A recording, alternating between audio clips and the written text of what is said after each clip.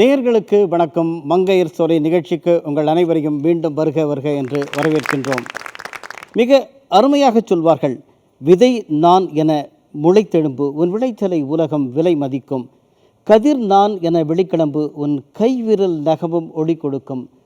இப்படி ஒரு மிகச்சிறந்த ஒளி பொருந்திய சாதனையாளர்கள், அவர்கள் அனைவரையும் வரவழைத்து பாராட்டி மகிழ்கின்ற மங்கையர் சோலை நிகழ்ச்சிக்கு மீண்டும் மீண்டும் வருக என்று வரவேற்கின்றோம். இந்த நிகழ்ச்சியிலே பங்கு பெறுபவர்கள் யார்?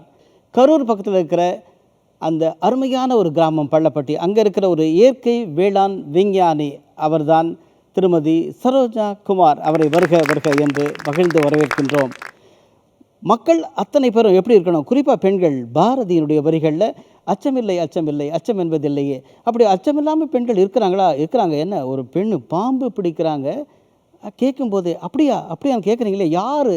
உடனே அவங்கள பார்க்கணுன்னு ஆசை தானே. சரி பாருங்கள், அவங்க தான் பானு ரமேஷ், அன்னூர் இந்த பகுதியிலேருந்து வந்திருக்காங்க. ஒரு பாம்பனில் அந்த பகுதியில் இருக்கிற மீனவர்கள் அத்தனை பேரும் தம் பிள்ளைகளை கல்விக்கூடத்துக்கு அனுப்புகிறாங்களா? ஒரு மிகப்பெரிய கேள்வி. என்னங்க அனுப்புவது? இல்லை, என் கூட வாப்பா, இங்கே மீன் கடை போட்டிருக்கேன், குட்டி பொண்ணை உட்காரு, நீ என் கூட மீன் விற்று நம்ம வாழ்க்கைக்கு தேவை. அதே போல் பெரியவங்க சில பிள்ளைகளை கூடவே கட்டுமரத்தில் பாய் மரத்தில் கூட்டு போகிறாங்க, படகுல, மோட்டார் படகு தானே, வாப்பா வாப்பான்னு கூட்டு போகிறாங்க. தேவையில்லைங்க, இவங்க படிக்கணும் சொல்லிட்டு அவர்களுக்காக இலவசமாக இரவு நேர மாலை நேர பள்ளிகளை தொடர்ந்து நடத்துகிறார். அவர்தான் மரியா மாஸ்மாம். அவரை வருக வருக என்று வரவேற்கின்றோம். இன்றைக்கி நமக்கெல்லாம் ஒரு மிகப்பெரிய, கொஞ்ச நாளைக்கு முன்னாடி சில நாட்களுக்கு முன்பு மிகப்பெரிய வெள்ளம் சென்னையில் இருந்தது. அதே போல் தென் மாவட்டங்களில் வெள்ளத்தால் பாதிக்கப்பட்டது. பள்ளிக்கரணையில் ஒரே ஒரு சம்பவம். என்னங்க, ஒரு வீட்டில் ஒரு பெரியவர், அவர் வெளியிலே வரல. ஏன் வரல? மற்றவர்கள்லாம் அந்த வெள்ளம், அந்த இரைச்சல், நீரினுடைய கூச்சல், எல்லாருடைய அந்த டைமில் கேட்டு பயந்து வெளியில் ஓடி வந்துட்டாங்க. படகுல அவங்க எல்லாரையும் ரெஸ்கியூ பண்ணியிருக்காங்க. ஒருத்தர் மட்டும் வரல. காரணம், அவருக்கு காது கேட்கவில்லை. இது ஒரு குறைதானே? ஆமாம், அதை நிவர்த்தி செய்ய முடியுமா? முடியும் என்று சொல்கிறார். தன்னுடைய வாழ்க்கையிலே மின்னணுவையும் அது மட்டுமில்லாமல் ஒரு மருத்துவத்தையும் இணைத்து சாதனைகள் புரிந்து மின்னி வருபவர் தான் மீரா பாபு. அவர் பள்ளிக்கரணை வேளச்சேரியில் வந்திருக்காங்க. அவரை வருக என்று வரவேற்கின்றோம். யோக தத்வா இதன் மூலம் பலரை ஈர்க்கின்றார். என்ன? Art of yoga. இதை நீங்கள் ஃபாலோ பண்ணுங்கள், உங்கள் ஹார்ட் பிளாக்ஸ் ரிமூவ் ஆகும். சரியா? உங்கள் டயபெட்டிஸ் நீரிழிவு நோய் சரியாகும். உங்கள் ஸ்ட்ரெஸ் தூக்கமின்மை சரியாகும். நிம்மதியாக தூங்குவீங்க. அப்படி அழகான, அது என்ன தாலாட்டு பாடுறாரா தூங்க வைக்க? இல்லைங்க, அவங்ககிட்ட நம்ம கேட்கணும் என்ன தான் பண்ணுறார் அப்படின்ட்டு. அவங்க தான் மிகச்சிறப்பாக சென்னையில் பணிபுரிகின்ற பத்மா பிரியதர்ஷினி. அவரை வருக என்று வரவேற்கின்றோம். இந்த நிகழ்ச்சிக்கு ஒரு மிகச்சிறந்த உலகளாவிய புகழ்பெற்ற ஒரு மருத்துவர் தான் சிறப்பு விருந்தினராக வந்துள்ளார்.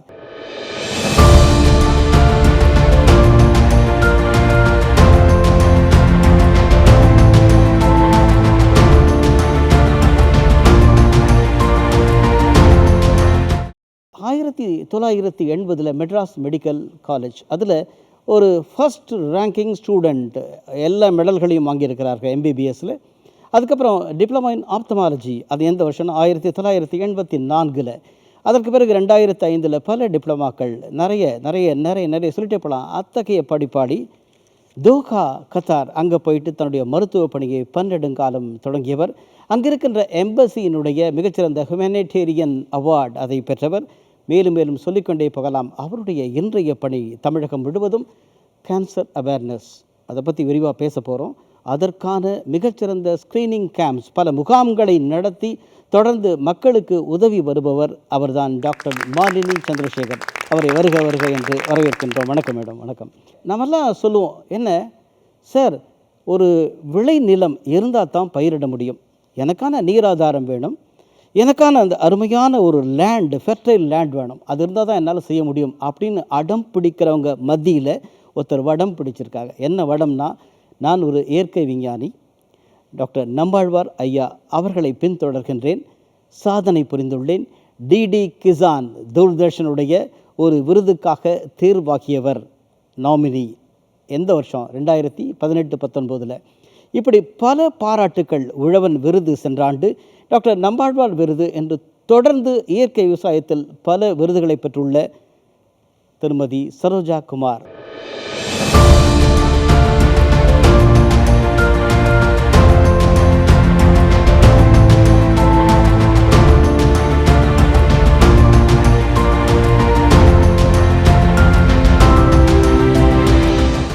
உங்களுக்கு வணக்கம். உங்களுக்கு மிக சிறந்த முறையில் பல டார்கெட்ஸ் பண்ணிருக்கீங்க. உங்களுடைய வாழ்க்கையில் எப்படி இந்த நிலைக்கு வந்தீங்க? இயற்கை வேளாண் விஞ்ஞானி, அவர் ரிசர்ச் சயின்டிஸ்ட், அவர் ஆர்கானிக் சயின்டிஸ்ட் அப்படின்னு சொல்லுவாங்க.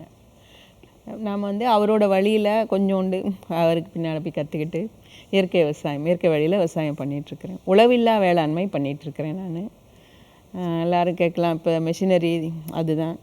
நம்மாழ்வாருடைய இயற்கை விவசாய தத்துவம் என்ன அப்படின்னா, பகுத்துண்டு பல்லுயிர் ஓம்புதல். அதுதான் இயற்கை விவசாயத்தோட தத்துவம்.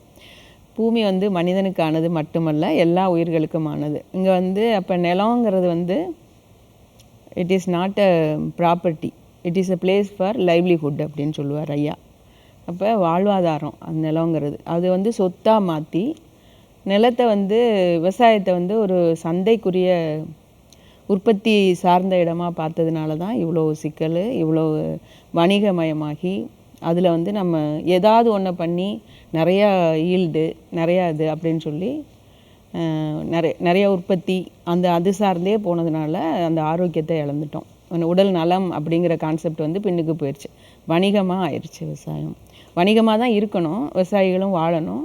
நான் அதுலேயும் எப்படி அதை பண்ண முடியும்? விவசாயிகள் சார்பாகவும் பேசணும், நம்ம நுகர்வோர் சார்பாகவும் பேசணும். இப்போ நிலத்தில் இருக்கிற மற்ற உயிர்களுக்காகவும் நம்ம பண்ணணும். அப்படின்னா இயற்கை வழி விவசாயம் மட்டும்தான் ஒரே வழி, தீர்வு.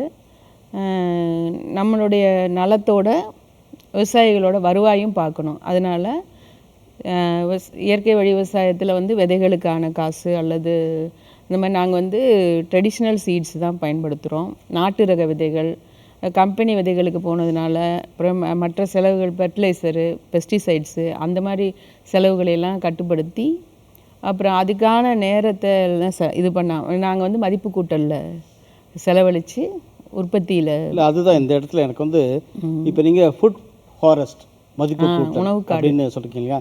எனக்கெல்லாம் வந்து பார்த்திங்கன்னா ஃபுட் ஃபார் ரெஸ்ட்டு அப்படின்னு தான் சொல்லுவோம். ஆனால் நீங்கள் ஃபுட் ஃபாரஸ்ட் அப்படின்ற ஒரு அழகான ஒரு கான்செப்ட். அது என்ன, உணவு காடு, மதிப்பு கூட்டல், இந்த வார்த்தைகளுக்கு ஏன்னா ஒரு வெற்றியாளர் என்ற முறையில் உங்ககிட்டே இந்த மெசேஜஸ்.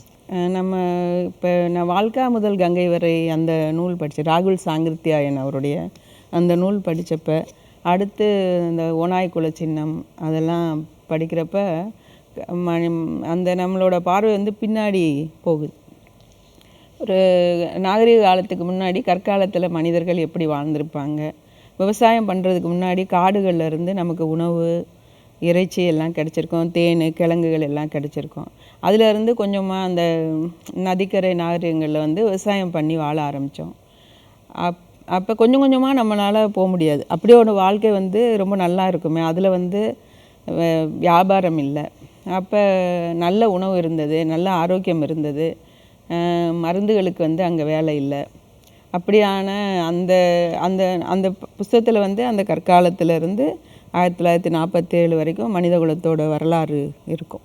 அது படித்து ரொம்ப ஆச்சரியமாக இருந்தது எனக்கு. என்னோடய கற்பனையில் கூட நான் அதெல்லாம் யோசித்ததில்லை முன்னாடி. அதாவது அது கற்பனைன்னு கூட நம்ம சொல்ல முடியாது. இந்த இடத்துல எனக்கு என்ன தோணுதுன்னா, அந்த காலத்தில் முதல்ல விவசாயம் செய்தவர் பெண்கள் தான். அது காரணம் என்னென்னா, அந்த சிதறிய அந்த விதைகள்லாம் நீர் ஓட்டத்தில் நீர் பட்டு அப்படியே முளைக்கிறத முதல்ல பார்த்து அதன் மூலமாக புதிய அந்த விதைகள், ஒரு விதை வந்து 4 விதை ஆகுதுன்ட்டு விவசாயம் செய்தவர் பெண்கள் அப்படின்ற ஒரு கருத்து இருக்கு இல்லையா?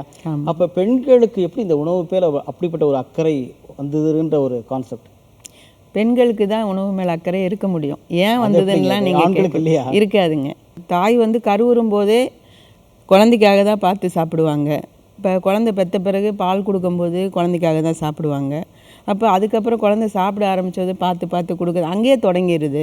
அதனால் பெண்களை வந்து உணவுலேருந்து நம்ம பிரிக்க முடியாது. இந்த இயற்கை உணவு சார்ந்து போகின்ற போது இந்த புற்றுநோய் என்பது அவங்க மனசுக்குள்ளே போய் வாட்டிகிட்ருக்கு இல்லையா? இப்போ இந்த சூழலில் நீங்கள் உங்களுடைய இன்ட்ராக்ஷன் நீங்கள் எப்படி பார்க்குறீங்க? உங்களுடைய பதில் என்ன, ஒரு அனுபவமுள்ள மருத்துவராக? இது கண்டிப்பாக அரிது மானிடராக பிறப்பது அரிதுன்னு சொல்லி நம்ம கேள்விப்பட்டிருக்கோம். இந்த ஹியூமன் பாடி வந்து it's a gift of God. புல்லாகி பூண்டாகி புழுவாகி எல்லாம் சிவப்புராணத்தில் சொல்லியிருக்கோம். எவ்வளோ எவல்யூஷனில் எப்படி வந்திருக்கோம். இந்த உன்னதமான ஒரு ஸ்பெஷல் இந்த ஹியூமன் பாடி, இந்த மனித உடம்பை நம்ம பாதுகாக்கிறதுக்கு இறைவன் என்னெல்லாம் கொடுத்து அமைச்சிருக்காருன்னா, இயற்கையோடு இணைந்து வாழ்ந்து இயற்கையான அவர் படைத்து கொடுத்த அந்த பொருளை அப்படியே சாப்பிடும்போது இந்த புத்துநோயெல்லாம் அந்த காலத்தில் அதிகம் வரல. அப்போ இயற்கையை விட்டு நம்ம தவறி போயிட்டோம்.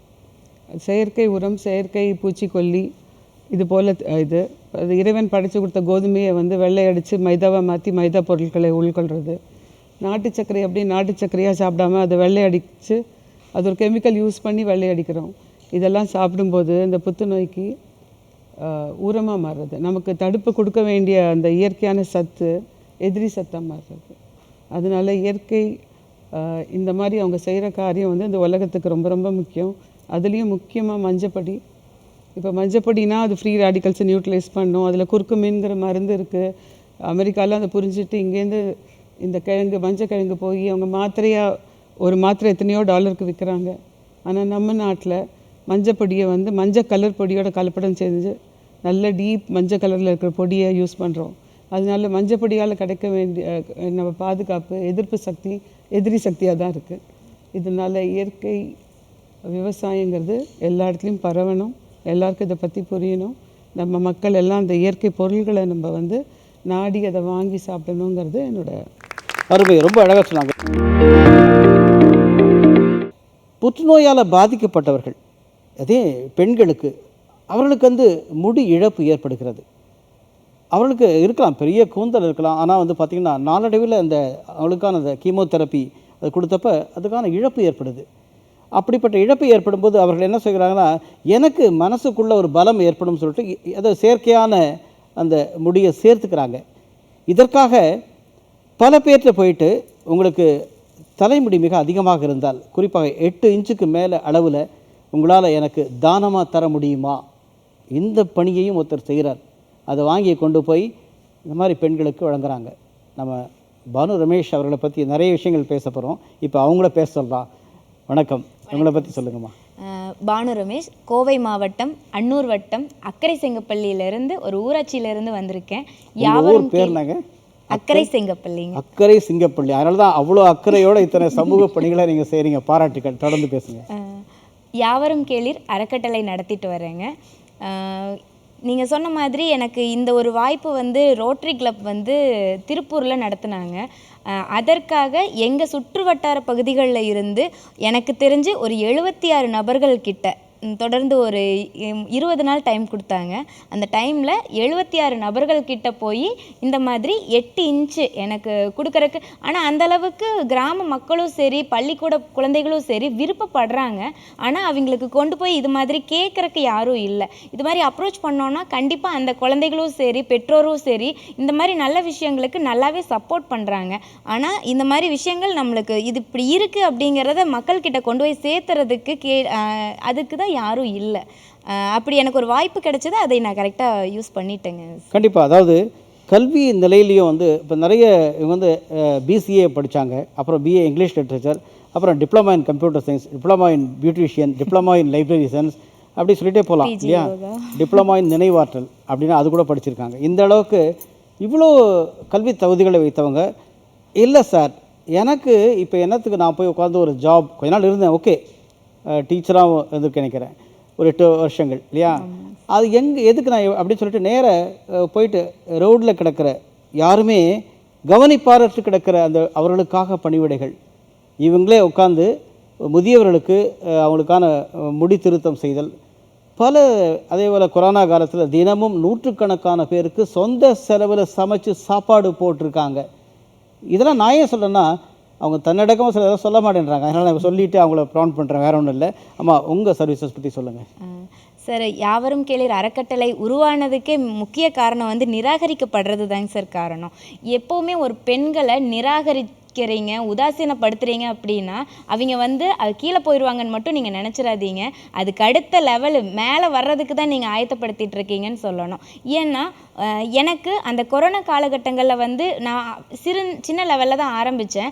என்னென்னா எங்கள் வீட்டு பக்கத்தில் இருக்கிறவங்க, அதை தாண்டி எங்கள் சுற்று வட்டார பகுதிகளில் இருக்கிற இப்போ மெயின் ட்ரஸ்ட்டு அவங்கெல்லாம் என்ன பண்ணுறாங்கன்னா சிட்டிஸ்குள்ளே வந்துடுறாங்க. ஒரு ஃபோட்டோஸ் எடுக்கணும் அப்படிங்கிற ஒரு காரணத்துக்காக ஒரு 10 பேரை வச்சுருக்குறாங்க. அந்த 10 பேர்த்துக்கு கொடுக்கும்போது ஃபோட்டோஸ் எடுத்துகிட்டு கிளம்பி போயிடுறாங்க.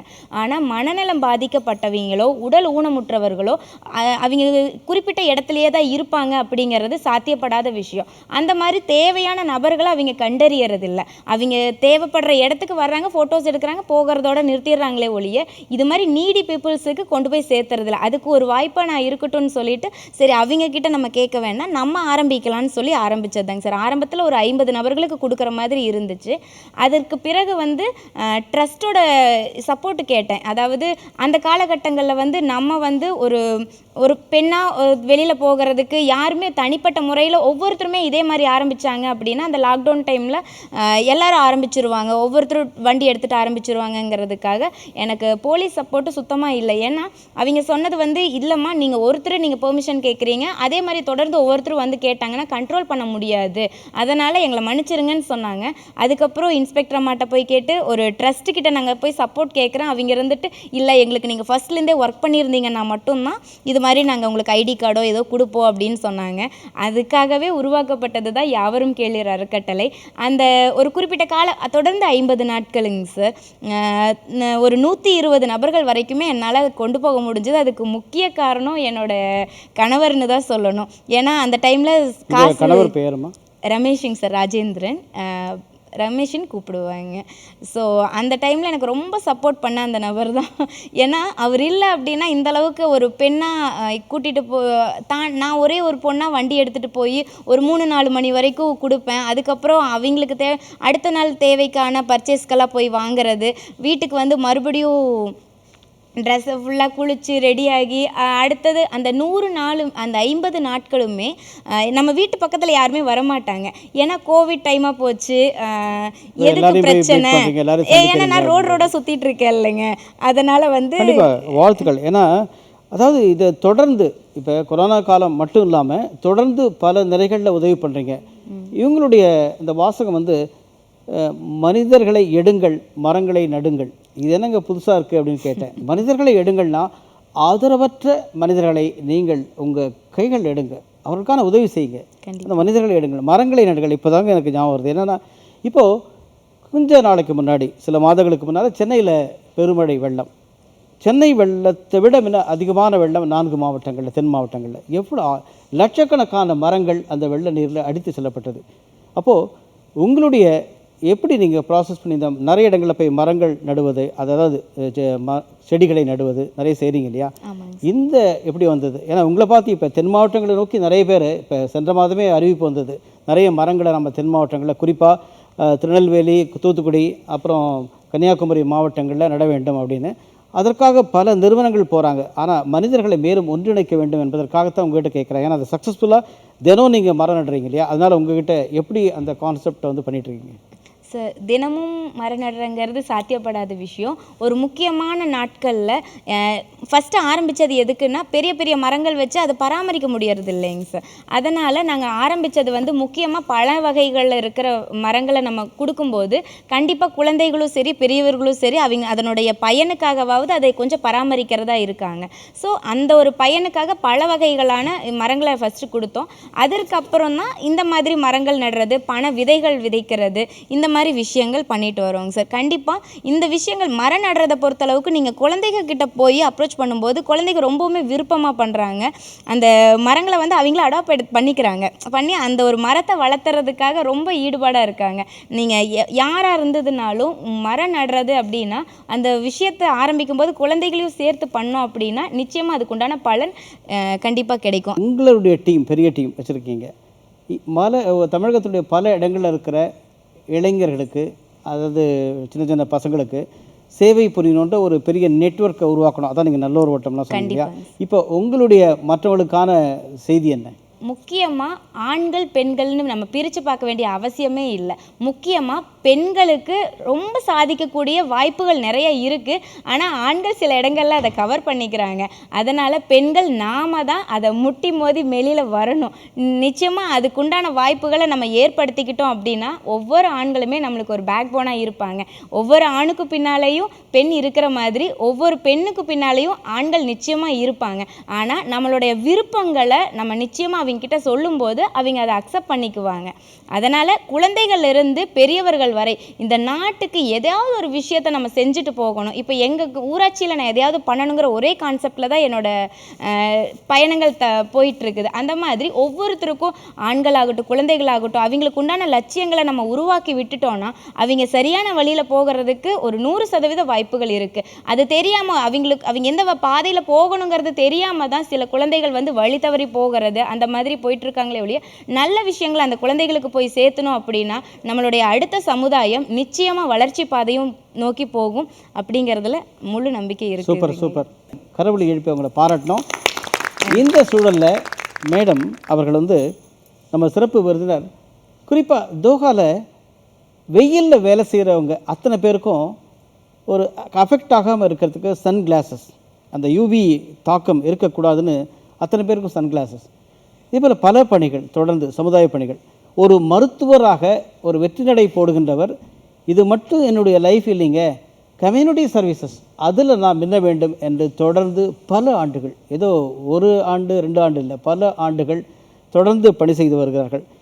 இவர்களுடைய சமூக பணியை பார்க்கின்ற போது உங்களுக்கு கண்டிப்பாக நிறைய உங்களுடைய தாட் ப்ராசஸ் தோஹாவுக்கும் போகலாம். தொடர்ந்து இங்கே நீங்கள் செஞ்சுட்டு இருக்கிறது ஞாபகம் வரும் இல்லையா? ஸோ இவர்களுக்கான உங்கள் பாராட்டுகள். ரொம்ப மிக மிக அருமையாக இருந்தது. ஒரு சின்ன வயசுலேயே இவ்வளோ மற்றவங்க கஷ்டத்தை உணர்ந்து அது செயல்பட்டது. அதுவும் ஒரு கொரோனா மாதிரி காலத்தில் ஒரு பயந்து எல்லோரும் செயல்படுறவங்களே உள்ளே போய் ஒளிஞ்சிட்ட காலத்தில் இவங்க வெளியில் ஒரு வெளிச்சமாக அந்த இருட்டிலேருந்து வந்த ஒரு பெரிய சில்வர் லைனிங் இல்லை, பெரிய சில்வர் க்ளவுடாக தான் நான் நினைக்கிறேன். இந்த மாதிரி இட்ஸ் வெரி இன்ஸ்பைரிங். அந்த ஏஜ்லலாம் நம்ம நிறையா பண்ணாமல் விட்டுட்டோமோன்னு தோணுது அவங்க பேச்சு கேட்டுட்டு. ஸோ வாழ்த்துக்கள். இன்னும் மேன்மேலும் நீங்கள் நிறைய இந்த மாதிரி காரியங்கள் செஞ்சு எல்லோரையும் இன்ஸ்பயர் பண்ணுங்கிறது என்னோடய பர்சனல் விஷ். Super super. இப்போ இவங்களுடைய ஒரு அருமையான பதிவை பார்க்கின்ற போது நம்ம இப்போ நேராக எல்லோரும் பாம்பன் போகிறோம்.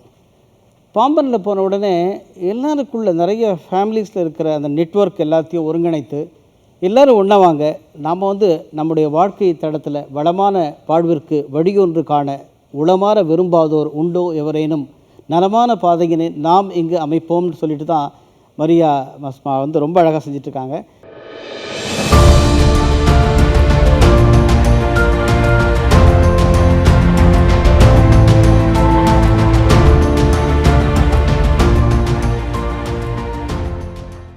மரியா, இப்போ எப்படிங்க உங்களுக்கு, ஏன்னா நீங்கள் ஐ திங்க் உங்களுக்கு வந்து நான் ஒரு வேலைக்கு போகணும், படிச்சுட்டு வேலைக்கு போகணும், அதுதான் என்னுடைய வாழ்க்கையினுடைய பலமாக இருக்க முடியும், ஆனால் அதை விட்டுட்டு மற்றவர்களுக்கு நான் பாலமாக இருப்பேன் அப்படின்ட்டு நீங்கள் இதில் குதிச்சிருக்கீங்க. அதை பிள்ளைகளுக்கு கல்வி, அரசனுடைய நலத்திட்டங்கள் அத்தனை பேர் கொண்டு போய் சேர்க்கிறது நிறைய இருக்குது. உங்களை பற்றி சொல்லுங்கம்மா. என்னோடய பேர் மரியா மஸ்மா. ராமநாதபுரம் மாவட்டம் ராமேஸ்வரம் பாம்பன் ஊராட்சியிலேருந்து வரேன். என்னுடைய முதல் நன்றியை நம்மளோட டிடி தமிழுக்கு நான் தெரிவிச்சுக்கிறேன். அக்கா எல்லாரும் சொன்னது போல் எங்களை மாதிரி பெண்கள் நாங்களும் பணி செய்கிறோம் அப்படின்றத இந்த உலகத்துக்கு கொண்டு வர்றது இல்லாமல் எங்களை மாதிரியே இன்னும் நிறையா பெண்கள் இருக்காங்க, அவங்களுக்கு நாங்கள் ஒரு மோட்டிவேஷ்னலாக இருக்கணும் அப்படின்றதுக்காக எங்களை வெளியே கொண்டு வந்திருக்கீங்க. அதற்கு எங்களோட மனமார்ந்த நன்றிகளை முதல்ல நான் தெரிவிச்சுக்கிறேன். ஒரு 10 வருஷத்துக்கு முன்னாடி என்னோடய ஊரில் வந்து கல்லூரி வாழ்க்கை அப்படின்றது பெண் குழந்தைகளுக்கு கிடைக்கிறது ரொம்ப அரிதான ஒன்று. அதே வரிசையில் தான் எனக்கும் பள்ளி வாழ்க்கையை முடிஞ்சதும் திருமணம் ஆயிடுச்சு. இருந்தாலும் என்னோடய அப்பா அம்மா பேர் அடைக்கலம் ஸ்பெல்மா, என்னோடய கணவர் பேர் அந்தோணி கிருமினாலி. அவங்கள வந்து நான் இந்த இடத்துல ரொம்ப ரொம்ப தேங்க்ஃபுல்லாக நான் நினைக்கிறேன். என்ன காரணம் அப்படின்னா, மேரிட் லைஃபுக்கு அப்புறம் எத்தனையோ பெண்களுக்கு வாழ்க்கை வந்து முடங்கி போயிடுது. ஆனாலும் என்னோடய வாழ்க்கை முடங்கி போகாமல் நீ அடுத்த லெவலுக்கு நீ வரணும் அப்படின்ற லெவலுக்கு என்னைய கரஸில் வந்து யூஜி படித்து இப்போ மாஸ்டர் டிகிரியும் முடிச்சிட்டேன், கம்ப்யூட்டர் கோர்ஸ் பண்ணியிருக்கேன். சூப்பர். இந்த மாதிரி ஏன்னா அதாவது தன்னுடைய நெட்வொர்க் அங்கே வந்து தன்னால் மேலே படிக்க முடியல. அது அவங்க சொன்ன ஒரு வரியை கவனிச்சிங்களா, எங்கள் ஊரில் வந்து கல்லூரி படிப்புக்கு வாய்ப்பே இல்லை இது. ஆனால் அந்த வாய்ப்பை நாம் உருவாக்கிக்கொள்ள வேண்டும். முயற்சி இருந்தால் கண்டிப்பாக மகிழ்ச்சி உண்டு. அப்படிப்பட்ட வாய்ப்பை உருவாக்கி நீங்கள் வந்து அண்டர் கிராஜுவேஷன் போஸ்ட் கிராஜுவேஷன் படித்து அடுத்து நான் உங்களை அத்தனை பேர் வாழ்த்துறோம். நீங்கள் ஒரு பிஹெச்டி ஒர்க் பண்ணணும் அப்படின்ட்டு வாழ்த்துறோம். கண்டிப்பாக. சரிங்களா, தொடர்ந்து பேசுங்க. அடுத்தது இப்போ வந்து கல்லூரி வாழ்க்கை எங்களுடைய பகுதிக்கு கிடச்சிருச்சு. அன்னை கொலஸ்டிகா அப்படின்ற ஒரு காலேஜ் இருக்குது. நான் இப்போ ஃபீல் பண்ணுறேன், நான் படிக்கிற காலத்தில் என்னோடய ஊரில் ஒரு காலேஜ் இருந்தது அப்படின்னா என்னோடய அம்மா நம்ம குழந்தைய ரொம்ப தூரம் தள்ளி படிக்க வைக்கணும்னு நினைக்காம ஒருவேளை நியர்பையில் சேர்த்துருப்பாங்களோ. அதனால இந்த ஒரு நிமிஷத்தில் அந்த காலேஜை உருவாக்குனவங்களுக்கு நான் ஒரு நன்றி சொல்லிக்கிறேன். ஏன்னா இன்றைக்கி எத்தனையோ குழந்தைகள் என்ன மாதிரி இல்லை, நான் எனக்கு தெரிஞ்ச அந்த பேட்சில் நான் தான் கடைசியாக இருப்பேன். இன்றைக்கி வந்து காலேஜ் எல்லா பொண்ணுங்களுமே படிக்க ஆரம்பிச்சிட்டாங்க. இந்த மாதிரி கல்லூரி வாழ்க்கை இதெல்லாம் என்னோடய இல்லற வாழ்க்கையெல்லாம் போயிட்டே இருந்தாலுமே நான் களப்பணி செய்யணும் அப்படின்றதுக்கு எனக்கு ஒரு உந்துகோலாக இருந்தது பேட் அப்படின்ற ஒரு தொண்டு நிறுவனம். திருமதி ரூபலா அவங்கள வந்து நான் நேரத்தில் நன்றியோடு நான் நினைக்கிறேன். அம்மா நீ வெளியே வா, அக்கா என்னால் முடியாது, நான் ஒரு சாதாரண பொண்ணு, நான்லாம் வெளியே வர முடியாது. ஏன்னா ஒரு 22 வயசு அந்த நேரத்தில் என்னை வாமா களப்பணி செய்யலான்னு அவங்க கூப்பிடும்போது எனக்கு ரொம்ப கூச்சமாக இருந்தது. நான் அந்த ஏரியாவுக்கு புதுசாக கல்யாணமாகி வந்திருக்கிற பொண்ணு, என் கையில் 2 சின்ன குழந்தைங்க இருக்காங்க, அவங்கள வச்சுட்டு நான்லாம் எப்படிக்கா.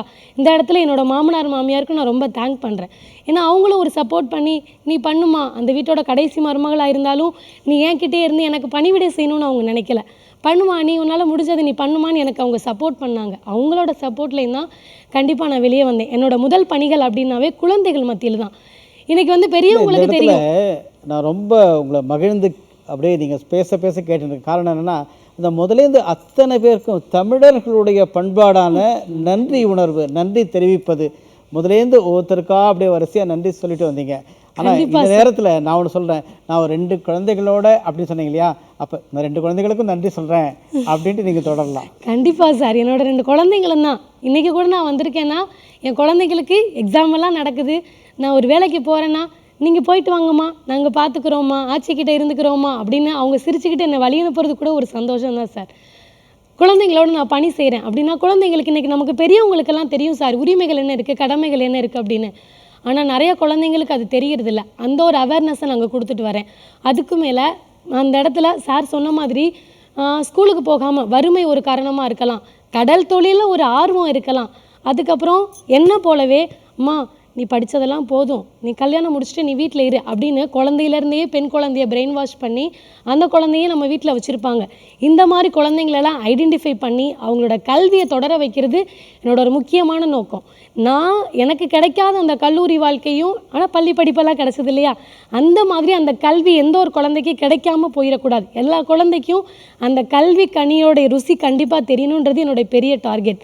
அதனால அந்த குழந்தைகள் மத்தியில் நான் பணி செய்கிறேன். அந்த குழந்தைங்கள வேறு எந்த மாதிரி மோட்டிவேட் பண்ணுறேன்னா, நம்ம கிராமத்தில் பிரச்சனை இருக்குது, பெரியவங்க கிட்ட தான் சொல்லணும், சின்னவங்க கிட்ட நம்ம ஒதுங்கி இருக்கணுன்றது அவசியமே இல்லைம்மா. நீ பண்ணு, யார்கிட்ட பெட்டிஷன் கொடுக்கணும், என்ன செய்யணும், கிராம சபை கூட்டம்னா என்ன வந்து பாரு, கலெக்டர்கிட்ட பெட்டிஷன் கொடுக்கறதுனா என்ன வந்து பாரு, பொது பிரச்சனைகளுக்கு நீ இந்த வயசுலேருந்து நீ வரணும்னு மஸ்மாக்கா அப்படின்னு சொன்னாலே என் குழந்தைகளுக்கு ஒரு மோட்டிவேஷன். இன்றைக்கி நான் ஒன்றும் இந்த மேடைக்கு வர்றதுக்கு முன்னாடி பெரிய விருதுகள்லாம் ஒன்றும் வாங்கலை. ஆனால் என் பேரை சொன்னாலே என் குழந்தைகள் 124 குழந்தைகளை நாங்கள் அடையாளம் பண்ணி வச்சுருக்கேன். அந்த குழந்தைகளோடைய கைதட்டலும் என்னை பார்த்ததும் அவங்களுக்கு கிடைக்கிற அவங்களோட உற்சாகமும் தான் என்னோட பெரிய சந்தோஷமே. அந்த குழந்தைகள் மத்தியில் பணி செய்யுது. ரொம்ப அருமையாக சொன்னீங்க.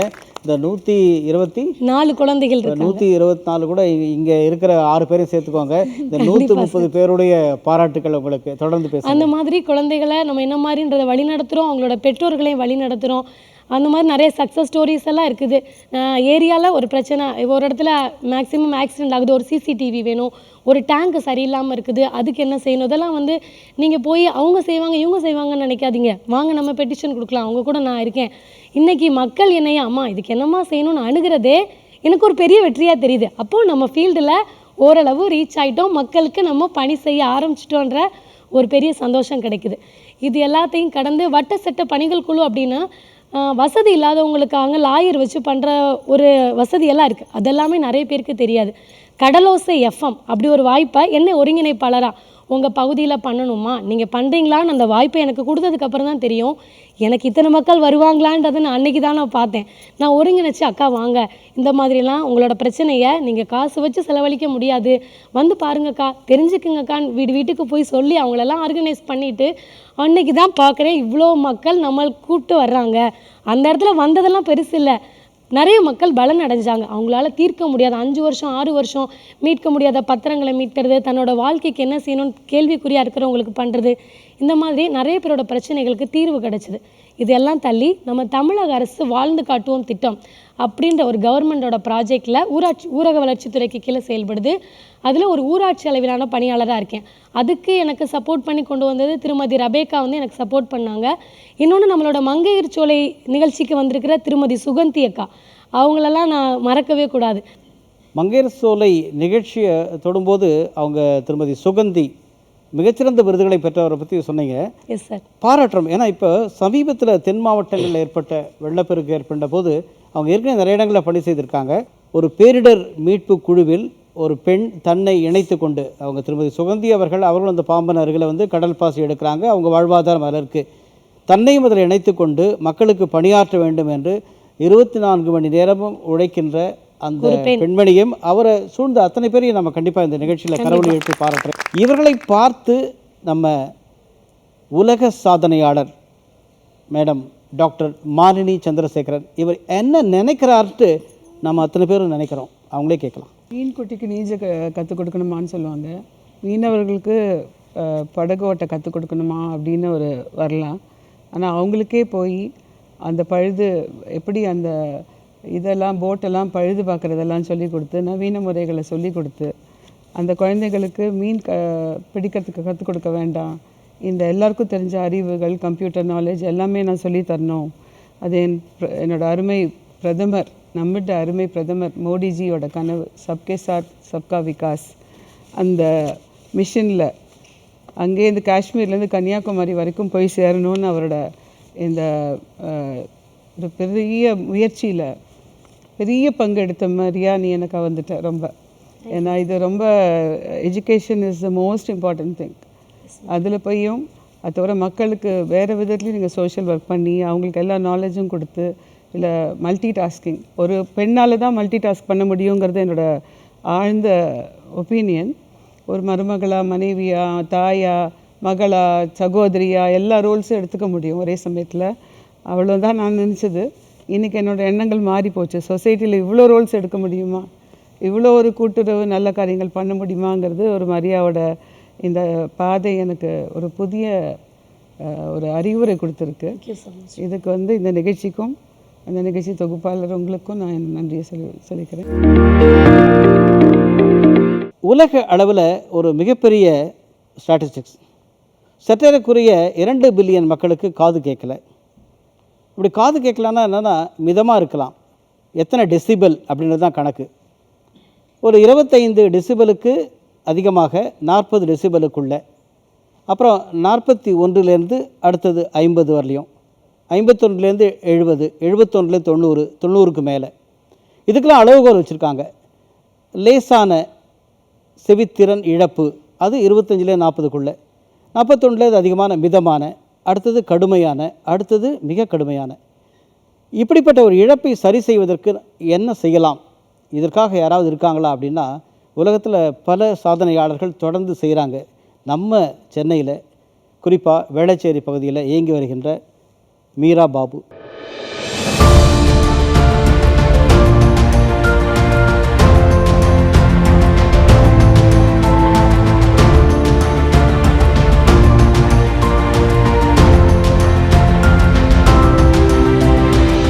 மீரா பாபு, உங்களுக்கு வாழ்த்துக்கள். இந்த துறை சார்ந்து உங்கள் பதிவில் நான் ஒன்று பார்த்தேன், அதையும் நான் சொல்லிட்டு தான் உங்கள்கிட்ட பேசணும்னு விரும்புகிறேன். என்னென்னா, ஒரு மிகச்சிறந்த வழக்கறிஞராக ஹைகோர்ட்டில் ஹைகோர்ட்டில் பணிபுரிகின்ற போது அதாவது உங்களுக்கு நல்லா காது கேட்டுது. ஆனால் பல வருடங்களுக்கு பிறகு ஜட்ஜு என்ன சொல்கிறாரு அல்லது இந்த சாட்சி என்ன சொல்கிறாங்க, மற்ற வழக்கறிஞர் என்ன சொல்கிறாங்கன்றது எனக்கு சரியாக காதில் விழலை அப்படின்னு அந்த பணியிலேருந்து மாறுபட்டு அதுக்கான தீர்வாக மற்றவர்களுக்கும் இப்படித்தான காது கேட்காமல் திடீர்னு காது கேட்காமல் போனால் என்ன பண்ணுறதுன்னு சொல்லிட்டு ஒரு மக்கள் சேவையை நீங்கள் தொடங்கி செய்கிறீங்க இல்லையா. உங்களுக்கு அத்தனை பேரும் கரவொலி எழுப்பி மீரா பாபு அவர்களை நாம் பாராட்டுகின்றோம். மீரா பாபு, உங்களை நான் வணங்குகின்றேன். உங்களுடைய பதிவுகள். வணக்கம். நான் வந்து ஹார்மனி ஹியரிங் சொல்யூஷன்ஸ்னு சொல்லிட்டு காது கருவி கொடுக்குற ஒரு நிறுவனத்தை 10 வருஷமாக நடத்திக்கிட்டு இருக்கேன். இதில் வந்து செல்வத்துள் செல்வம் செவிச்செல்வம் அப்படின்னு சொல்லுவாங்க. அந்த செல்வம் நமக்கு ரொம்ப குறைவாக இருக்குதுன்னு கண்டுபிடிக்கிறதுக்கே எனக்கு லேட் ஆச்சு. ஒரு 17 வயசுலேருந்தே எனக்கு அந்த குறைபாடு இருந்திருக்கு. அதை யாருமே கவனிக்கலை. எனக்கு காதுக்குள்ளே சத்தம் வந்துட்டே இருக்கும். ஏன் நமக்கு இந்த மாதிரி சத்தம் வருது அப்படின்னு யோசிக்கும்போது எங்கள் அப்பா கிட்ட போய் சொன்னேன். அப்போ வந்து மருத்துவ வசதிகள்லாம் அவ்வளவா இல்லை. எங்கள் அப்பா அவர் படித்த ஞானத்தில் என்ன நினச்சிக்கிட்டாருன்னா, ஓகே ஒரு டீனேஜ் இருக்கிற பெண்களுக்கே உண்டான அந்த டிப்ரெஷன் இருக்கும் அப்படின்னு சொல்லிட்டு ஒரு சைக்காட்ரிஸ்ட் கிட்ட கொண்டு போய் காமிச்சு மெடிசனும் கொடுத்துட்டாங்க 3 days. அப்போ வந்து எனக்கு அது செட் ஆகலை. அதாவது என்னுடைய பிரச்சனைக்கு தீர்வே இல்லை. காது குறைபாடு கொஞ்சம் கொஞ்சமாக இருக்குது அப்படிங்கிறதையே வந்து நான் தெரிஞ்சுக்கிறதுக்கே எனக்கு கொஞ்சம் நாள் ஆச்சு. அப்புறம் கல்யாணம் முடிஞ்சது. நிறைய விஷயங்களை நிறைய நேரத்தில் நான் சொல்லியிருக்கேன், எனக்கு சரியாக கேட்கல அப்படின்னு. ஆனால் எல்லாரும் நீ கவனக்குறைவு, உனக்கு சரியாக கேட்கலன்னு சொல்கிற, உனக்கு நல்லா தான் நீ ரிப்ளை பண்ணுற அப்படின்லாம் சொல்லிட்டு இருந்தாங்க. அப்புறம் எனக்கு வந்து லா படிக்கணுங்கிற ரொம்ப ஆசை இருந்ததுனால கல்யாணத்துக்கு அப்புறமா நான் படிக்க தொடர்ந்தும் போது தான் எப்போயுமே இப்போ என்னை முன்டெஸ்க்லேயே உட்காந்துட்டு இருந்தேன். எனக்கு அவங்க சொல்கிறது சரியாக விழலை, எழுதும் போதும் சரியாக எழுதலை. படிப்பில் நான் ஸ்கூல் டைம்லேயுமே ரொம்ப கம்மியாக இருந்ததுக்கு காரணம் எனது காது கேளாமை தான் அப்படிங்கிறதும், ரொம்ப சத்தம் போட்டு பேசுகிறதும், ஆளுமையோடு இருக்கிற மாதிரியும் இல்லை கர்வமாக இருக்கிற மாதிரியும் காமிச்சதுமே என்னுடைய காது குறைபாடு தான் அப்படிங்கிறதே எனக்கு ரொம்ப லேட்டாக தான் தெரிஞ்சது. சரி ஒரு 30 வயசில் இதை சரி பண்ணலாம் அப்படின்னு போகும்போது என்னோடய பேஷன் என்ன, நான் நல்லா அட்வொகேட் ஆகணும், படித்து பெரிய ஆள் ஆகணும், அது நல்லா ஹைகோர்ட்டில் ப்ராக்டிஸ் பண்ணணும். எனக்கு முன்னாடி ஒரு இன்ஸ்பிரேஷனல் அட்வொகேட்டாக இருந்தாங்க, அட்வொகேட் சுமத்தின்னு சொல்லி, அவங்கள மாதிரிலாம் நம்ம வந்து இன்ஸ்பிரேஷனல் லேடியாக இருக்கணும்னு நினச்சேன். ஸோ இப்போது அந்த காது கேட்கல அப்படிங்கிறதே உணர்ந்ததே எனக்கு ஒரு 30 வயசு ஆகிடுச்சு. போய் நாங்கள் டெஸ்ட் பண்ணும்போது வலுக்கட்டாயமாக நான் கூட்டிகிட்டு போய் அதை டெஸ்ட் பண்ணேன். எங்கள் ஹஸ்பண்ட்க்கு வந்து 2 காதுக்கும் இவங்களுக்கு காது மிஷின் போட்டே ஆகணும். அவர் தலைவர் சொன்ன மாதிரி 60 dBக்கு மேலே இருந்தாக்கா அது மாடரேட்டுக்கு மேலே போயிடுச்சுங்கிறதே நான் டெஸ்ட் பண்ணதுக்கப்புறம் தான் தெரிஞ்சுது. அப்போ சொன்னாங்க, இல்லைங்க இவங்களுக்கு வந்து கண்டிப்பாக காதில் மிஷின் போட்டால் தான் இவங்க நார்மலாகவே இருக்க முடியும், பேச முடியும்னு சொல்லும்போது குடும்பத்தில் இருக்கிறவங்களால் அதை ஏற்றுக்க முடியல. இவ்வளோ சின்ன வயசில் இருக்கிறவங்களுக்கு காது கேட்காம போகுமா, எதுக்கு இவங்க போடணும், காதுக்கு வெளியில் தெரியாத மாதிரி இருக்குமா, இல்லை உள்ளே போடுற மாதிரி இருக்குமா, அவாய்ட் பண்ண முடியுமா, இந்த மாதிரியான ரொம்ப ஸ்டிக்மாஸ் எனக்கு இருக்கோ இல்லையோ மற்றவங்களுக்கு இருந்தது. எங்கள் வீட்டுக்காரர் அதை எப்படி தவிர்க்கலாம், காது மிஷின் இல்லாமல் எப்படி தவிர்க்கலாம்னு நினச்சாங்க. ஆனால் என்னுடைய தேவை ரொம்ப ஜாஸ்தியாக இருந்தது.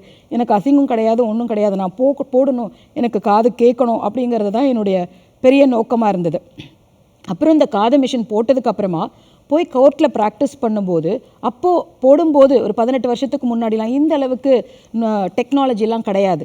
ஸோ உங்களுக்கு குரூப்பாக அங்கே கோர்ட்டில் வழக்கறிஞர்கள் நிறைய பேர் இருந்து பேசும்போதெல்லாம் வந்து உங்களுக்கு சரியான உங்களையே நீங்கள் நம்ம நல்லா நடத்திக்க முடியாத அளவுக்கு கன்ஃபியூஷன்ஸ்லாம் நிறைய இருந்தது. அப்போது நான் யோசித்தது என்னென்னா, நம்மளாலேயே நல்லா படித்த குடும்பத்தில் இருந்து வந்த நம்மளாலேயே வந்து நம்மளுடைய குறையை தெரிஞ்சுக்கிறதுக்கு பல வருஷமாகவும், அந்த குறையை நிவர்த்தி பண்ணுறதுக்கு பல வருஷமாகவும், அதை நிவர்த்தி பண்ண நினச்சாலும் சமூகத்தில் ஒரு இந்த குறைபாடு வெளியில் தெரியக்கூடாதுங்கிற ஸ்டிக்மா நிறைய இருக்கும்போது இதில் தான் நம்ம ஒர்க் பண்ணணும் அப்படின்னு நினச்சி என்னுடைய அட்வொகேட் தொழிலையே நான் விட்டுட்டு இந்த ஹியரிங் எய்ட் சென்டர் ஆரம்பிக்கணும் அப்படின்னு நினச்சேன். அப்படி ஆரம்பிக்கணும்னா அந்த மருத்துவ சம்மந்தமான நிறைய விஷயங்கள் நமக்கு தெரிஞ்சிருக்கணும். அப்போ வந்து எங்கள் வீட்டுக்கார் வந்து டயக்னோஸ்டிக் சென்டரே வச்சுருக்கிறதுனால மருத்துவ ரீதியாக கொஞ்சம் விஷயங்கள் தெரியும். ஆனால் இதுக்கு ஆடியாலஜி படிச்சிருக்கணும். நான் ஆடியாலஜிஸ்ட்டு கிடையாது. அப்போ என்ன பண்ணுறது, இந்த விஷயத்தை செய்யணும், சர்வீஸும் பண்ணணும், ஆனால் ஆடியாலஜிஸ்டோட துணையும் தேவை. அப்போது நாங்கள் ஒரு சில ஆடியாலஜிஸ்ட்டை அணுகி நான் வந்து எல்லா செட்டப்பும் நான் பண்ணுறேன், நான் அணுகி நீங்கள் எனக்கு இதுக்கான உண்டான விஷயங்களை கூட இருந்து சப்போர்ட் பண்ணுங்கள், பண உதவியாகவும் சரி மித்த செட்டப் உதவியாகவும் நான் பண்ணுறேன் அப்படின்னு சொன்னேன். சரின்னு சொன்னவங்களை சொல்லி இன்டர்நேஷ்னல் கம்பெனியோடு நான் வந்து பதிவெல்லாம் பண்ணிட்டோம். அதுக்கப்புறமா சாரிங்க நான் வந்து உங்களோட இந்த தொழிலை பண்ண முடியாது அப்படின்னு சொல்லிட்டாங்க. அப்புறம் எனக்கு இந்த கம்பெனியே இந்த தொழில்நுட்பம் பண்ணுற அந்த ஹியரிங் எய்ட் கம்பெனியே வந்து சப்போர்ட் பண்ணி அவங்களுடைய ஆடியாலஜிஸ்டெல்லாம் கொடுத்து ஒரு 5 வருடம் தொடர்ந்து நடத்தினேன். அதுக்கப்புறம் என்ன ஆச்சுன்னா, சரி எல்லா குழந்தைகளும் இன்ஜினியரிங் மெடிசன்னு படிக்கிறாங்க, இது ஒரு ஒரு ஒரு ஒரு டிஃப்ரெண்ட்டான இதுவாக இருக்குது, அது மட்டும் இல்லை தேவையும் நாட்டில் நிறைய இருக்கே அப்படின்னு சொல்லி என் மகனை நான் கேட்டு, நீயும் இதை படிக்க முடியுமா, ஆடியாலஜி படிக்க முடியுமான்னு சொல்லும்போது அவனுக்கு முதல்ல கொஞ்சம் கஷ்டமாக தான் இருந்தது. இந்த 8-10 வருஷத்தில் தான் வந்து இன்ஜினியரிங் மட்டும்தான் இல்லை டாக்டர் அப்படிங்கிற ஒரு சூழ்நிலையில் இருந்த ஒரு பையனை கொண்டு போய் நீ ஆடியாலஜி படிக்கணும், ஆடியாலஜி அண்ட் ஸ்பீச் பெத்தாலஜி அந்த கோர்ஸ்னால் என்னென்ன நிறைய பேருக்கு தெரியாது, அதை படிக்க முடியுமா, அதை படித்து பாருப்பா, 1 வருஷம் நீ ஜாயின் பண்ணி படி, உனக்கு பிடிக்கலன்னா நீ விட்டுரு அப்படின்னு சொல்லும்போது என் மகன் அதை நான் சொன்னதை கேட்டு அவர் படிக்க ஆரம்பித்தார். படித்து 6 வருஷம் இப்போ ஆடியாலஜியில் போஸ்ட் கிராஜுவேஷனும் முடிச்சுட்டு என்னுடைய சென்டருக்கே உறுதுணையாகவும் இருக்கிறார். மகிழ்ச்சி, வாழ்த்துக்கள். ஏன்னா இந்த இடத்துல ஒரு அருமையான பதிவு இது. ஏன்னா ஒரு பிள்ளைகளுக்கும் வழிகாட்டி, தனக்கான வாழ்க்கை பாதியில் தான் நடக்கின்ற போது தன்னுடைய பிள்ளைக்கும் வழிகாட்டி அவர்களை உணர வைத்து இது வந்து ஒரு சரியான பாதைன்னு சொல்லிட்டு ஒரு அவருடைய ஒப்புதலோடும் அவரை வந்து ரொம்ப அழகாக படிக்க வச்சுருக்கீங்க. ரொம்ப மகிழ்ச்சியாக இருக்குது. இப்போ இந்த துறையில் நீங்கள், அதாவது உங்கள் கணவரும் அந்த துறையில் இருக்கார், நீங்கள் அந்த துறையில் வந்து ஒரு ஸ்டார்ட் அப் ஆரம்பித்து புதிய வடிவமாக அந்த செவித்திறனை அதிகப்படுத்துவதற்கான ஒரு கருவியை நீங்கள் வந்து வணிகம் செய்கிறீங்க இல்லையா? மகிழ்ந்து பாராட்டுகின்றோம். அதே நேரத்தில் உங்ககிட்ட இப்போ ஒரு கேள்வி, நான் இதை உங்கள் பதிவில் பார்த்து தான் கேட்குறேன். நிறைய பேருக்கு, குறிப்பாக பெண்களுக்கு, நம்ம இந்த காது மிஷினை போட்டால், அது இந்த இயரிங் எட், அதை வந்து இந்த காக்லியர் அதை வந்து நம்ம பொருத்திக்கிட்டால் மற்றவங்க தங்கிட்ட குறை இருக்குதுன்னு நினைப்பாங்களோ அப்படின்ற ஒரு ஸ்ட்ரெஸ்ஸுன்னு சொல்கிறதா, மனப்பான்மைன்னு சொல்கிறதா, அப்படிப்பட்ட ஒரு இருக்குது இல்லையா? அதை நீக்குவதற்காக நீங்கள் ஏதாவது பண்ணுறீங்களா? நிச்சயமாங்க. இப்போ சாதாரணமாகவே பெண்கள் மட்டும் கிடையாது, பெண்களை பற்றி நான் ஸ்பெஷலாக சொல்லணும் அப்படின்னா, என்ன மாதிரி நிறைய பேருக்கு காது கேட்காம இருக்கலாம், அவங்களுமே அதை உணர்ந்திருக்கலாம். இங்கே என்னென்னா, அந்த அந்த காது கருவியை வாங்கி கொடுக்கறது ஒரு இன்வெஸ்ட்மெண்ட், அதுவும் கூட. அது பெண்களுக்கு வரும்போது அவங்க தான் வீட்டில் தூண், கம்யூனிகேஷனே அவங்க தான். ஆனால் அவங்களுக்கு இக்னோர் பண்ணிடுறாங்க. வாங்கி கொடுக்கறதுக்கு கூட முடியாமல், இல்லை பரவாயில்ல இவங்க சமாளிச்சுக்கலாம் அப்படிங்கிற நிலைமையில் இருக்கும்போது அந்த பெண்ணுக்கு நாளடைவில் குடும்பத்திலேயே மதிப்பு குறையுது. உனக்கு எத்தனை தடவை சொல்கிறது, எப்போ சொன்னாலும் உனக்கு காது கேட்காது, உனக்கு எத்தனை வாட்டி கத்திக்கிட்டு இருக்கிறது. இந்த மாதிரியான குடும்பத்திலேருந்து வந்து நிறைய பேர் பெண்கள் என் கேபினில் வந்து உட்காந்து அழுவும்போது எனக்கு ரொம்ப சங்கடமாக இருக்கும். ஏன்னா அதே ஒரு ஆணுக்கோ இல்லை அது ஒரு வீட்டில் குழந்தைக்கோ இருக்கும்போது சீக்கிரமாக அதை நிவர்த்தி பண்ணணும்னு நினைப்பாங்க. ஆனால் அந்த குடும்ப தலைவிக்கோ, பெண்கள் அவங்க தான் தூண்களாக இருக்காங்க, அவங்களுக்கும் நினைக்கும் போது அந்த நிவர்த்தி பண்ணுற டைம் வந்து ரொம்ப லேட் ஆகுது. பெண்களுமே கூட அவங்க வரும்போது, ஐயோ எனக்கு அசிங்கமாக இருக்குமே, நான் இதை போட்டுக்கிட்டா இன்னும் எனக்கு மதிப்பு குறைவாக இருக்குமே அப்படின்ற ஃபீலிங்ஸோடு தான் வருவாங்க. எப்போயுமே வந்து டெஸ்ட் பண்ணிவிட்டு, நீங்கள் உங்களுக்கு குறைவாக இருக்குது, நீங்கள் வந்து மிஷின் போட்டுக்கிறீங்களா அப்படின்னு கேட்கும்போது, நான் போடணுமா, இந்த வயசுலேயே போடணுமா, எனக்கு தேவையா அப்படிங்கிற கேள்விகள் ஜாஸ்தி இருக்கே தவிர, உலகம் என்ன சொல்லும், சமுதாயம் என்ன சொல்லும், என் சொந்தக்காரங்க என்ன சொல்லுவாங்க, இப்படிங்கிறது அந்த ஒரு ப்ரெஷர்லேயே நிறைய பேர் இருக்காங்க. அப்போ தான் எனக்கு தோணுச்சு, கவுன்சிலிங் ரொம்ப ரொம்ப முக்கியம். காது கருவி கொடுப்பது என்பது அவங்களுக்கு டெக்னாலஜியும் தெரியல. இப்போ இன்றைக்கி டெஸ்ட் பண்ணிவிடுவாங்க, அதுக்கப்புறமா 2-3 வருஷம் கழித்து அவங்களாலேயே சமாளிக்க முடியல அப்படிங்கிற சூழ்நிலையில் நம்மக்கிட்ட வந்து அந்த காது கருவியை போட்டுக்கணும்னு நினைப்பாங்க. அப்போது it will be little too late. அதாவது தன்னுடைய வாழ்க்கை பதிவில் கம்யூனிட்டி சர்வீசஸ் இரண்டுமே, இரு கண்களாக, இரு கரங்களாக, 2 கால்களாக தொடர்ந்து நடைப்பயணம் மேற்கொண்டு வரும் நம்முடைய சிறப்பு விருந்தினர் டாக்டர் மாலினி சந்திரசேகரன் அவர்கள் தொடர்ந்து பல இடங்களில் போய் இந்த ஸ்க்ரீனிங் கேம்ப், குறிப்பாக இது மகளிருக்கான செய்தி தான், மகளிருக்கான செய்தியை நான் அவங்ககிட்ட கேட்டுடலாம். இப்போது இவர்களுடைய பதிவையும், பொதுவாக நீங்கள் தமிழகத்துடைய பல இடங்களில் போய் இந்த கேம்ப்ஸ் போட்டிருக்கீங்க இல்லையா, உங்கள் அனுபவ பகிர்வையும் சேர்த்து நீங்கள் சொல்லுங்கள் மேடம். எல்லா ஸ்கூல்லேயும் வந்து அட்மிஷன் முன்னால் அட்லீஸ்ட் ப்ரைவேட் ஸ்கூல்ஸில் மெடிக்கல் சர்டிஃபிகேட் கேட்குறாங்க.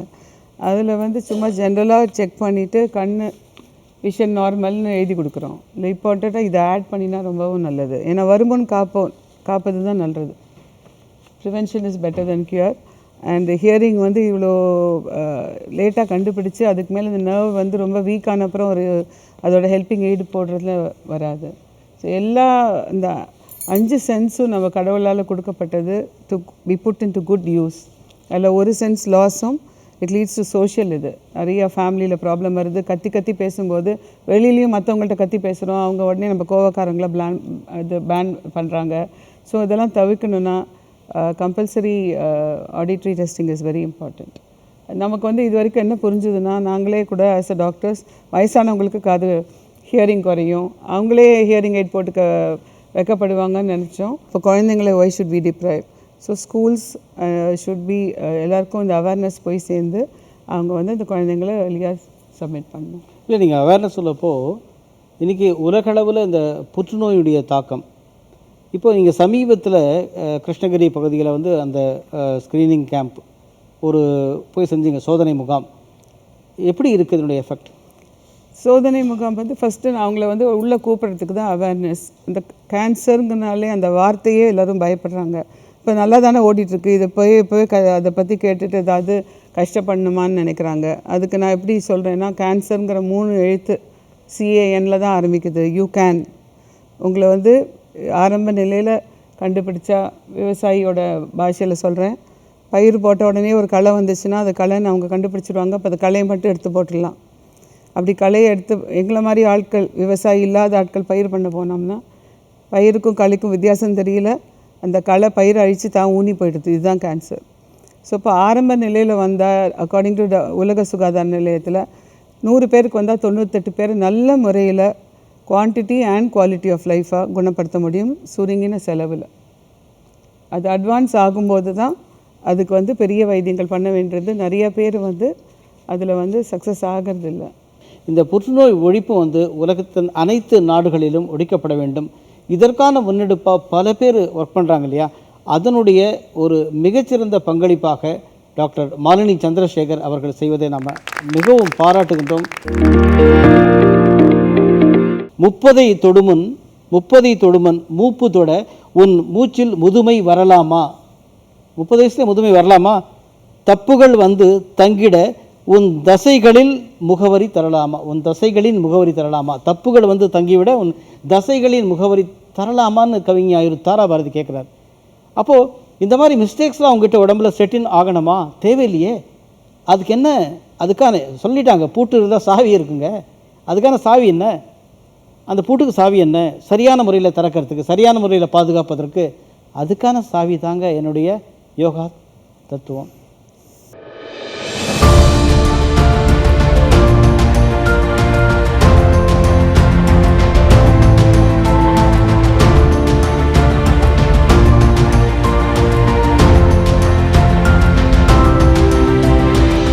நோய் தடுப்பு என்பதை விட நோயே வராமல் இருக்கணும். அதுக்கு என்ன வழி? அதுக்காக யோகா தத்துவான்னு ஒரு அருமையான ஆர்ட் ஆஃப் யோகா, அதை பத்மா பிரியதர்ஷினி வந்து உலக அளவில் மிக சிறப்பாக தன்னுடைய இணையத்தின் மூலமாகவும் நேர்முக வகுப்புகள் மூலமாகவும் சிறப்பாக செஞ்சிட்ருக்காங்க. பத்மா மேடம், உங்களை பாராட்டி மொழிகின்ற இந்த நேரத்தில் உங்களுடைய அளப்பரிய சாதனைகள் நிறைய இருக்குது. தொடர்ந்து பல விருதுகள், இந்த ஐகான் விருதுகளை பெற்றிருக்கீங்க, ஸ்டார் ஐகான் விருது பெற்றிருக்கீங்க, எண்ணற்ற விருதுகள் இதுவரை, அதாவது நம்பர் பண்ணால் ஒரு 20-25 விருதுகள் பெற்றீங்க. அது அத்தனை விருதுகளுக்கு பின்னால் மிகப்பெரும் உழைப்பு இருக்கு இல்லையா? அந்த உழைப்பு தான் என்ன? முதலாவதாக டிடி தமிழுக்கு என்னோட நன்றிகள். இந்த ஒரு ஃபோரமில் யோகா தெரப்பி பற்றி பேசுகிறதுக்கான ஒரு ஆப்பர்ச்சுனிட்டி க்ரியேட் பண்ணி கொடுத்ததுக்கு ரொம்ப சந்தோஷம். ஸோ யோகாங்கிற ஒரு விஷயத்தை மக்கள் புரிஞ்சுக்கிறது வந்து இப்போ ரொம்ப கம்மியாயிடுச்சு. அதை ஒரு ஃபிசிக்கல் ஆக்டிவிட்டியாக எடுத்துக்கிறாங்க. இவ்வளோ ரிசர்ச் அண்ட் டெவலப்மெண்ட் அந்த யோகாவில் வந்து என்னோடய செல்ஃப் ரிசர்ச் அண்ட் டெவலப்மெண்ட் தான் என்னை இந்த இடத்துல கொண்டு வந்திருக்கு. எப்போவுமே ஒரு இடத்துல ஒரு பெண் ஒரு ரிசர்ச் டெவலப்மெண்ட் ஒரு சாதனை பண்ணுறாங்கன்னா அந்த இடத்துல கண்டிப்பாக அவங்களுக்கு ஒரு சோதனை இருக்குங்கிறது தான் உண்மை. ஸோ என்னோடய பூர்வீகம் வந்து கோயம்புத்தூர். அங்கே தான் ஒரு நார்மல் பொண்ணை எப்படி படிச்சுட்டு வந்து ஒரு இன்ஜினியரிங் பண்ணுறாங்களோ அந்த மாதிரி தான் பண்ணிட்டு வந்தேன்.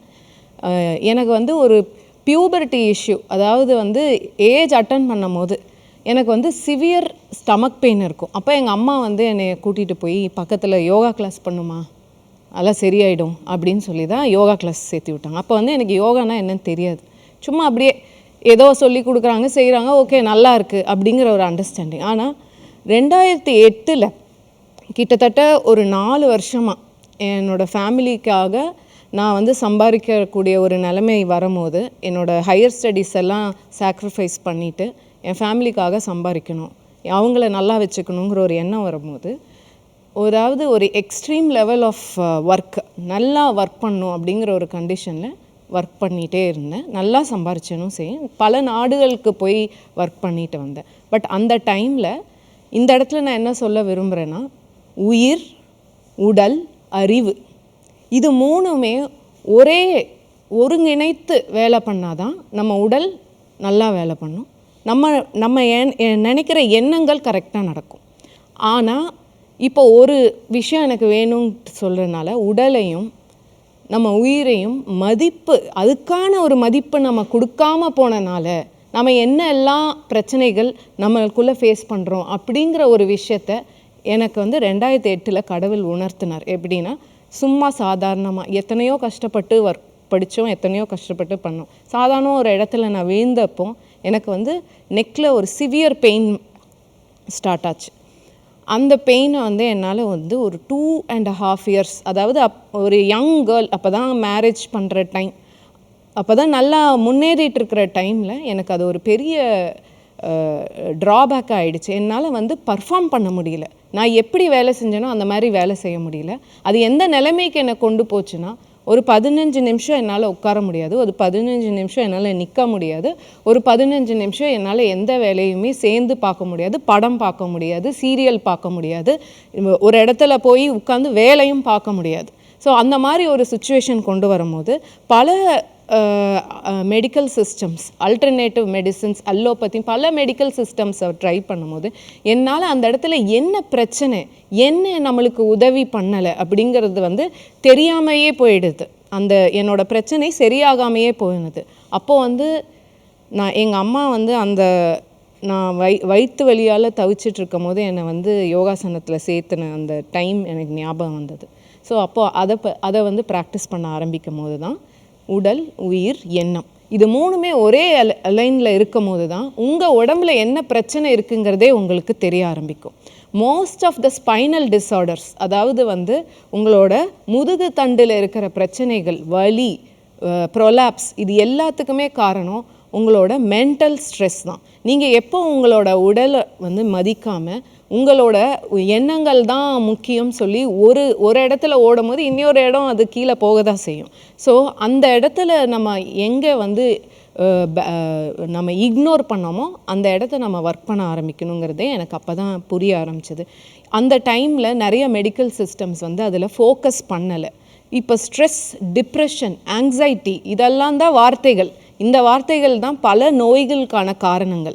உங்கள் உடலில் என்ன நோய் வந்தாலும் அது வந்து எங்கேருந்து ஆரம்பிக்கிறதுங்கிறத வந்து அந்த கோரை நம்ம அண்டர்ஸ்டாண்ட் பண்ணிட்டோம்னாவே நம்மளுக்கு இந்த பிரச்சனை ஈஸியாக சரியாயிடும். ஒரு 2.5 வருஷம் கழிச்சு தொடர்ந்து யோகா பயிற்சிகள், தொடர்ந்து மெடிக்கல் சிஸ்டம்ஸ், என்னென்ன மெடிக்கல் சிஸ்டம்ஸ் நம்மளுக்கு ஹெல்ப் பண்ணும், அலோபதியிலேருந்து எல்லா அல்டர்னேட்டிவ் சிஸ்டமும் பியூட்டிஃபுல் மெடிக்கல் சிஸ்டம்ஸ் எல்லாமே எல்லா நோய்களுக்கும் ஹெல்ப் பண்ணும். ஆனால் எப்போ ஹெல்ப் பண்ணும், உன்னை நீ அறிஞ்சால் மட்டும்தான் அது எனக்கு ஹெல்ப் பண்ணும். புரியுதுங்களா? இது ஒரு பேசிக்காக. இப்போ பழங்காலத்தில் இந்த விஷயங்களை வந்து குழந்தைங்கள்லேருந்து எப்படி நீ சாப்பிடணும், எப்படி நீ படிக்கணும், எப்படி நீ நடந்துக்கணும் அப்படிங்கிற ஒரு விஷயங்கள், பேசிக் விஷயங்களை வந்து நம்ம சொல்லி கொடுத்துட்ருந்தோம். பட் இந்த எஜுகேஷன் சிஸ்டமில் அது இல்லாமல் போனனால அதோட சஃபரிங் தான் நான் அண்டர்கோ பண்ணேன். எவ்வளோ படித்து என்ன பிரயோஜனம், என்னால் வந்து பர்ஃபார்ம் பண்ண முடியல, ஒரு குடும்ப வாழ்க்கையில் போகும்போது சந்தோஷமாக இருக்க முடியல அப்படிங்கிறது ஒரு பெரிய மன வருத்தத்துலேருந்து என்னோட ரெஸ்பான்சிபிலிட்டி தான் என் வாழ்க்கை அப்படின்னு அதை என் கையில் எடுத்து நான் வந்து எம்டி அக்குபஞ்சர் படித்தேன். ஏன்னா பாடியை பற்றி ஃபஸ்ட்டு உங்களுக்கு கம்ப்ளீட்டாக தெரியணும். அப்புறம் எம்எஸ்சி யோகா தெரப்பி படித்தேன். எப்படி இந்த யோகா வந்து நம்மளுக்கு ஹெல்ப் பண்ணுது அப்படிங்கிறது வந்து எஜுகேஷன் மூலமாக நீங்கள் தெரிஞ்சுக்கணும். ரிஷிகேஷில் போய் 500 TTC கோர்ஸ், பல குருகள், நீங்கள் எந்த யோகா குரு சொன்னாலும் அவங்க கூட அவங்களோட ரிசர்ச் என்ன, அவங்க எப்படி இதை பர்ஃபார்ம் பண்ணுறாங்கங்கிறத வந்து அண்டர்ஸ்டாண்டிங் படித்தேன். இப்போ யோக தத்துவங்கிறது ஒன்றும் கிடையாது. இது வந்து எசன்ஸ் ஆஃப் யோகா. அதாவது எல்லா இண்டிவிஜுவலும் தனித்தனி ஆட்கள், அவங்களுக்கான பிரச்சனை தனித்தனி பிரச்சனை தான். பொதுவாக நீங்கள் ஒரு மருந்து கொடுத்து அதை சரி பண்ண முடியாது. மருந்து கொடுத்து சரி பண்ணலாம் எப்போ நீ ஒன்று அரைஞ்சாதான். அப்போது உங்களுக்கான ப்ராக்டிசஸ், உங்கள் உடம்புகளை நல்லா மெயின்டைன் பண்ணுறக்கூடிய ஒரு சின்ன ப்ரீதிங் ப்ராக்டிஸ், அதையெல்லாம் நீங்கள் பண்ணும்போது அது எந்த அளவுக்கு உடம்புல ஒரு செல்லேருந்து அது ஒரு மாற்றத்தை உருவாக்குது. அதை உருவாக்கி நீங்கள் கொடுத்தாதான் அந்த உடம்பு உங்களுக்கு உதவியாக இருக்கும். அதை நீங்கள் உருவாக்கி கொடுக்கலைன்னா அந்த உடம்பு என்ன பண்ணும்? ஸோ இந்த உயிர், உடல், எண்ணம், அதாவது உங்கள் அறிவு எல்லாத்தையும் ஒரே நிலைமையில் வச்சுட்டா யோகாங்கிறது ஒன்றும் இல்லைங்க. நீங்கள் நினைக்கிற ஒரு காரியம் நடக்கணும் அப்படிங்கிறது ஒரு எண்ணம் உங்கள் மனசில் இருந்ததுன்னா உயிர், உடல், எண்ணத்தை ஒருங்கிணைச்சு வைங்க, நீங்கள் நடக்கிற காரியம் நிறைவேறிடும். இது ஒரு சிம்பிள் திங். இந்த சிம்பிள் திங்கை வந்து எப்படி வெளியில் நம்ம கொண்டு வரது அப்படிங்கிற ஒரு முயற்சியில் நான் பல ரிசர்ச் பண்ணி, செல்ஃபாக ரிசர்ச் பண்ணி, கோவிட் வரைக்கும் தனியாக நான் கிளாஸஸ் எடுத்துகிட்டு இருந்தேன். கிளாஸஸ் எடுத்து என்னோட அண்டர்ஸ்டாண்டிங், அதாவது சுயநலமாக ஒர்க் பண்ணிகிட்டு இருந்தேன். அது வரைக்கும் கிளாஸஸ் எடுத்தேன், சொல்லி கொடுத்தேன், எல்லாமே பண்ணேன். ஒரு இன்சிடெண்ட்டில் ஒரு நாள் நான் உட்காந்து பார்க்கும்போது புக்ஸ் இவ்வளோ எழுதியிருக்கேன். ரிசர்ச் பண்ணி இந்த வியாதிக்கு இந்த இதுக்கு இவ்வளோ புக்ஸ் எழுதும் போது நான் ஒரு நாள் உட்காந்து பார்த்தேன். எனக்கு அப்புறம் இதெல்லாம் என்ன பண்ணுறது அப்படிங்கிற ஒரு எண்ணம் எனக்கு வரும்போது தான் செல்ஃப்லெஸ் இன்ட்யூஷன், அதாவது நம்ம படித்தது மற்றவங்களுக்கு ஷேர் பண்ணியே ஆகணும். அதுதான் நம்ம பர்பஸ் ஆஃப் லைஃப். இந்த எசன்ஸ் ஆஃப் யோகா நான் என்ன புரிஞ்சுக்கிட்டோன்னோ அதை வந்து இந்த சொசைட்டிக்கு கொண்டு போகணும் அப்படிங்கிற ஒரு எண்ணத்தில் தான் யோக தத்துவம் ஆரம்பித்தது. இது வந்து தானா எனக்கா நடந்த ஒரு விஷயம், கடவுள் கொடுத்த அருள். அதை வந்து நான் என் கையில் கெட்டியாக பிடிச்சிக்கிட்டு இப்போ என் கூட என்னோட டீம் இருக்காங்க. அவங்கள வச்சு பல பேருக்கு ஸ்பைனல் டிஸார்டர்னால ரொம்ப கஷ்டப்பட்டுட்டு இருக்கவங்களுக்கு இது ஒரு பிரச்சனை இல்லைங்க. சாதாரண ஒரு சின்ன சின்ன ப்ராக்டிசஸ். எங்கள் அப்பா எப்போவுமே சொல்லுவார், எப்போவுமே சிம்பிளாக ஒரு விஷயத்த பண்ணுமா, அது உனக்கு ஒரு நல்ல பலன் கொடுக்கும். ரொம்ப காம்ப்ளிகேட்டே பண்ணாதீங்க லைஃப்பில். Life is a dance, life is a singing, life is a love affair. அந்த மாதிரி ஒரு சிம்பிள் இதெல்லாம் தான் யோகா குருக்கள் சொல்லி கொடுத்துட்டு போனது நம்மளுக்கு. அந்த லைஃப்பை நம்ம சிம்பிளாக யோசித்தோம், நம்மளுக்குள்ளே நம்ம என்ன நம்மளுக்கு தேவை அப்படிங்கிற புரிஞ்சுக்கிட்டோம்னாலே நம்ம வந்து அதை சாதிச்சிடலாம். இந்த சூழலில் ஒரு நிறைவு கருத்தாக மேடம் உங்களுடைய பார்வை. இதில் இந்த நிகழ்ச்சி ஒரு பெரிய அருமையான நிகழ்ச்சி. அகைன் டிடி தமிழுக்கு என்னோட நன்றியை தெரிவிச்சுக்கிறேன். அதுவும் மங்கையர் சோலையை உருவாக்கி கொடுக்குற உங்களுக்கும் என்னோட அன்பார்ந்த வணக்கங்களும் நன்றியும் தெரிவிச்சுக்கிறேன். ஒரு பெண் பின்னாலேயும் இவ்வளோ சக்தி இருக்குது. அந்த பெண் சக்தியை வெளியில் கொண்டு வந்து எல்லா பெண்களுக்கும் இன்ஸ்பிரேஷனாக இருக்கிற இந்த நிகழ்ச்சி இன்னும் நிறைய நாள் தொடர்ந்து நிறைய பெண்களை ரீச் ஆகணுங்கிறது என்னோடய இது. ஏன்னா நான் இந்த விமன் வெல்னஸ் ப்ரோக்ராமில் வந்து சொல்லுவேன், ஒரு பெண்ணுக்கு போய் சொல்லி கொடுத்தா 3 குடும்பங்களுக்கு அந்த எஜுகேஷன் போய் சேர்றது. ஒன்று உங்களோட குடும்பம், புருஷன் குழந்தைங்களோட குடும்பம். இன்னொன்று உங்கள் புகுந்த வீட்டு இருக்கிற மாமனார் மாமியார் நாத்தனார் குழந்தைனார் அவங்க வீட்டில் இருக்கிற பிரச்சனைகளுக்கு. அடுத்தது 3வது அதே மாதிரி பிறந்த வீட்டில் இருக்கிற தாய் தந்தை அக்கா தங்கை அண்ணா தம்பி வீட்டுக்குள்ள குழந்தைகளுக்கு எல்லாமே நம்ம படிச்சுட்டு போய் அவங்களுக்கு இந்த மெசேஜ் எல்லாம் நம்ம கொண்டு போய் கொடுக்கலான்ட்டு. 4வது ரொம்ப முக்கியமான குடும்பம் இந்த நாடே, இந்த மக்கள். அதுக்கும் எல்லாம் நம்ம இந்த மாதிரி எக்ஸ்பர்ட்ஸோடு சேர்ந்து அவங்கவுங்க பண்ணுறதெல்லாம் கற்றுக்கிட்டு எல்லாருக்கிட்டையும் போய் ஷேர் பண்ணலாம். எல்லாரையும் இந்த நிகழ்ச்சிகளை பார்க்க சொல்லி இன்னும் நிறைய எக்ஸ்பர்ட்ஸ் இந்த ஃபீல்டை வர வச்சு இந்த நிகழ்ச்சி பல நாள் நடக்கணுங்கிறது என்னோடய விருப்பம். ஒவ்வொரு ப்ரோக்ராம்லையும் சொன்னது போல் நேரம் போதவில்லை. நாம் மீண்டும் அடுத்த வாரம் மங்கையர் சோலை நிகழ்ச்சியிலே இந்த பதிவினுடைய அதாவது 2ஆம் பகுதியை நாம் பார்க்க போகின்றோம். நேயர்களுக்கு வணக்கம். மங்கையர் சோலையில் அனைவரும் இணைந்திருங்கள், மகிழ்ந்திருங்கள். நன்றி, வணக்கம்.